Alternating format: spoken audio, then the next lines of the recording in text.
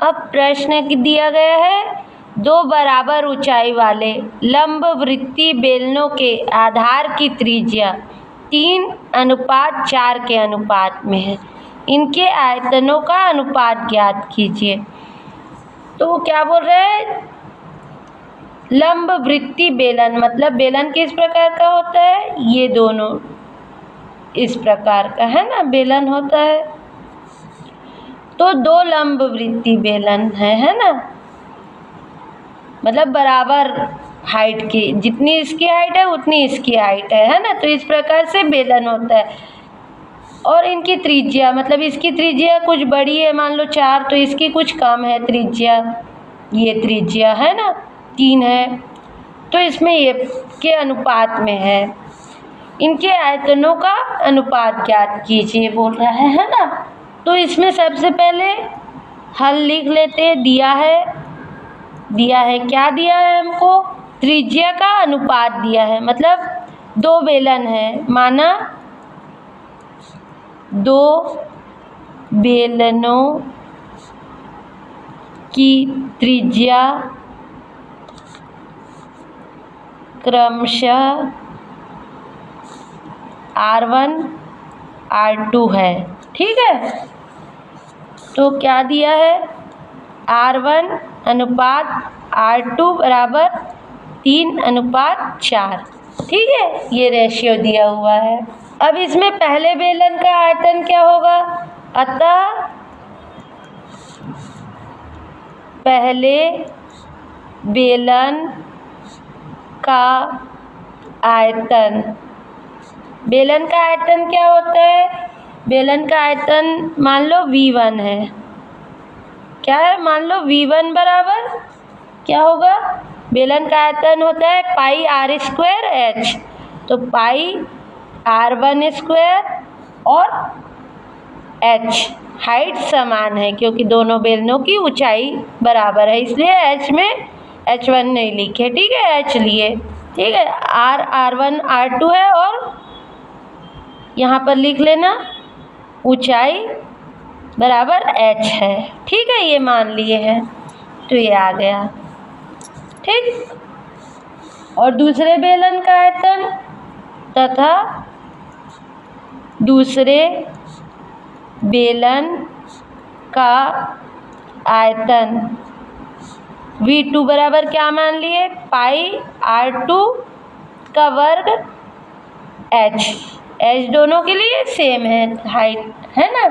अब प्रश्नानुसार क्या बोला है, दो बराबर ऊंचाई वाले लंबवृत्तीय बेलनों के आधार की त्रिज्या 3:4 के अनुपात में है, इनके आयतनों का अनुपात ज्ञात कीजिए।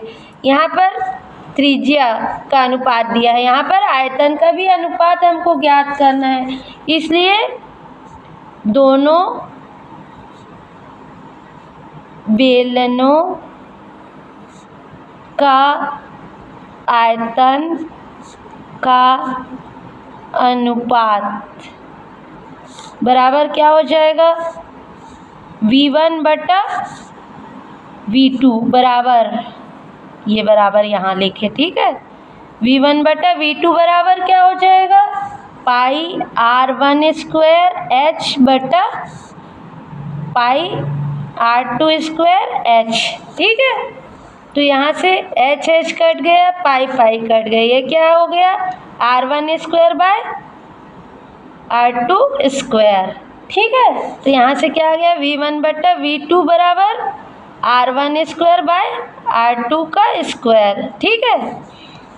अब इसमें R1 और R2 का मान रख दिए, ठीक है। तो इसे दे देते हैं हम समीकरण नंबर 1 और इसे दे देते हैं इक्वेशन नंबर 2। अब समीकरण 1 से R1 निकालेंगे, समीकरण 1 से क्या आ गया, R1 बराबर, इसके बराबर हम R मान लिए, तो ये क्या आ गया 3R, और यहाँ से R2 बराबर 4R हो गया मान लो, ठीक है। इसकी तुलना कर दिए तो ये R1 3 और R2 बराबर 4, ठीक। तो इसका मान इस पे रख दिए।